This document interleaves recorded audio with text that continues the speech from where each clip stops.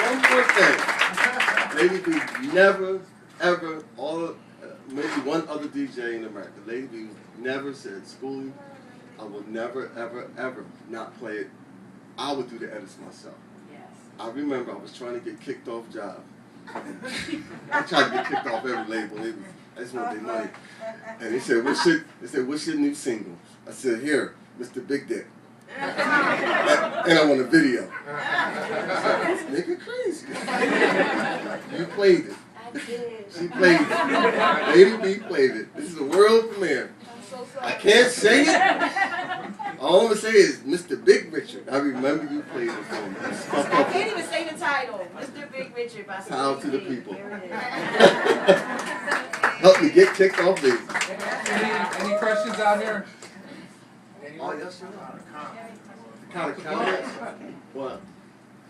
I just want to say, as a person who was born and raised, grew up in West Philly, the way I hear New York cats talk about Run DMC, that's how I feel about the people that are before me right now.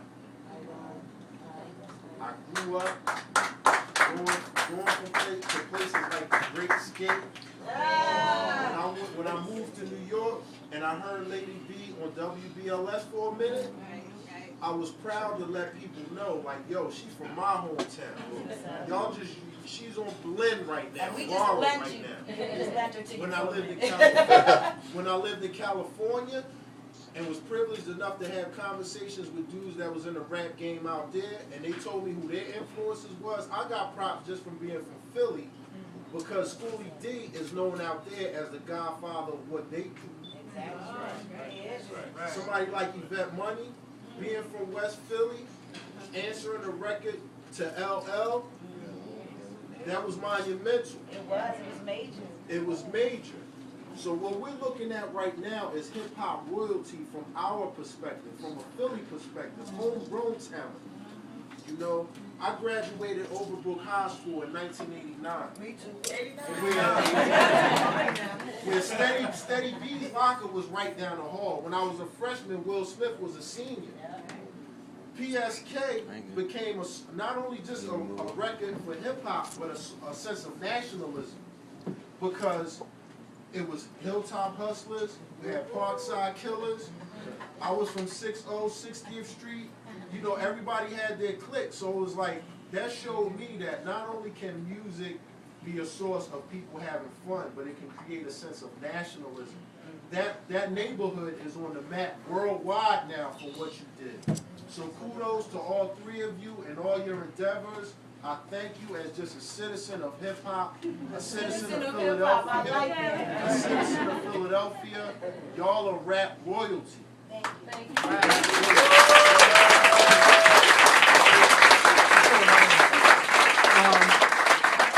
Just out of curiosity, like when I was coming to buy a lot of this, it seemed like all of Philly hip hop was West Philly. I know that I found out later that wasn't true. No. But why were there so many popular acts out of West Philly?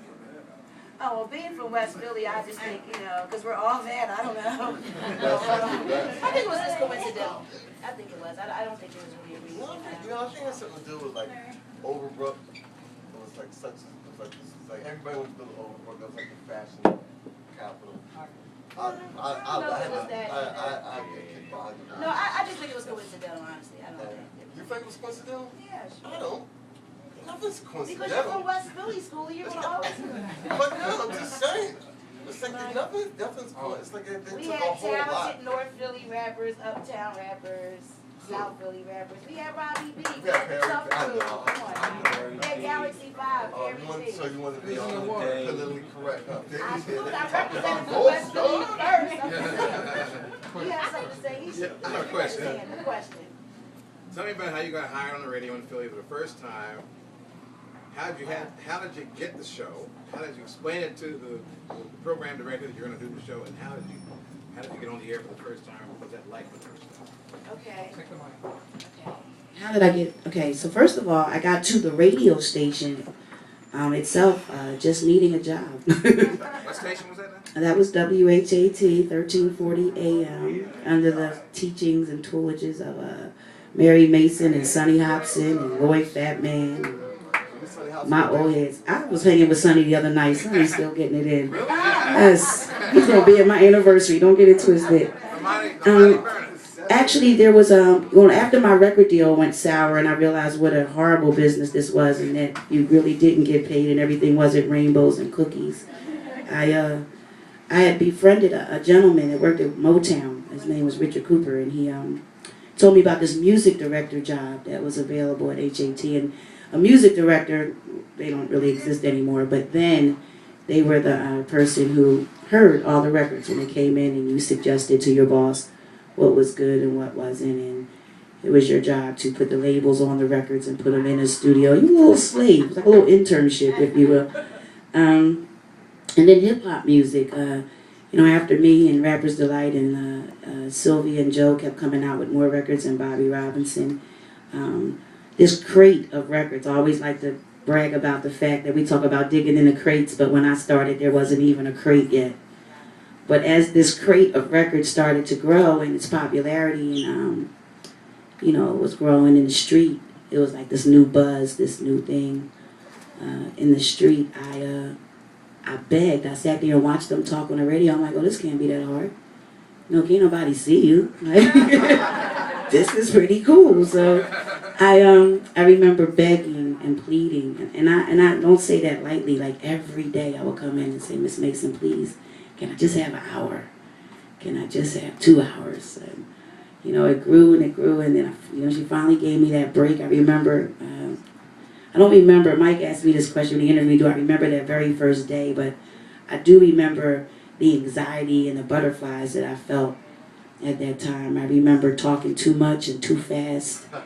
I remember my listeners telling me to shut up because they wanted to take the hip-hop songs, and it was their only opportunity to do so.